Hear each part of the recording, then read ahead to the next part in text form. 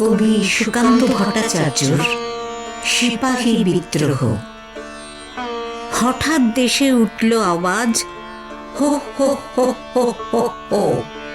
চমকে সবাই তাকিয়ে দেখে সিপাহী বিদ্রোহ। আগুন হয়ে সারা দেশ ফেটে পড়ল রাগে, ছেলে বুড়ো জেগে উঠল 90 সন আগে। 100 বছর গোলামিতে সবাই তখন ক্ষিপ্ত, বিদেশিদের রক্ত পেলে তবেই হবে তৃপ্ত। নানা সাহেব, তাঁতিয়া টুপি, ঝাঁসির রানী লক্ষ্মী, সবার হাতে অস্ত্র, নাচে বনের পশু পক্ষী।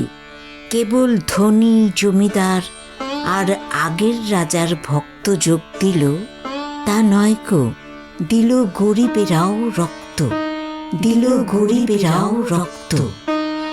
সবাই জীবন তুচ্ছ করে, মুসলমান ও হিন্দু, সবাই দিতে রাজি তাদের প্রতি রক্তবিন্দু।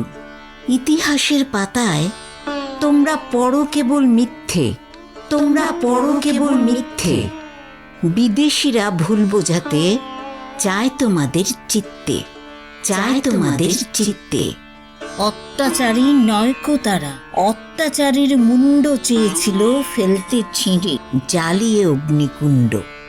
নানা জাতের নানান সেপাই, গরিব এবং মূর্খ, সবাই তারা বুঝেছিল অধীনতার দুঃখ, অধীনতার দুঃখ।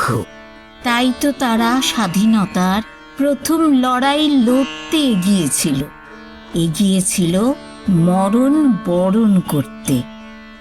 আজকে যখন স্বাধীন হবার শেষ লড়াইয়ের ডঙ্কা উঠছে বেজে, কোনো দিকেই নেই কোনো শঙ্কা।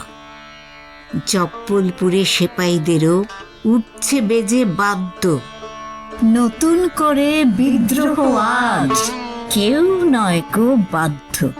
তখন এদের স্মরণ করো, স্মরণ করো নিত্য, এদের নামে এদের পণে শানিয়ে তোলো চিত্ত, শানিয়ে তোলো চিত্ত।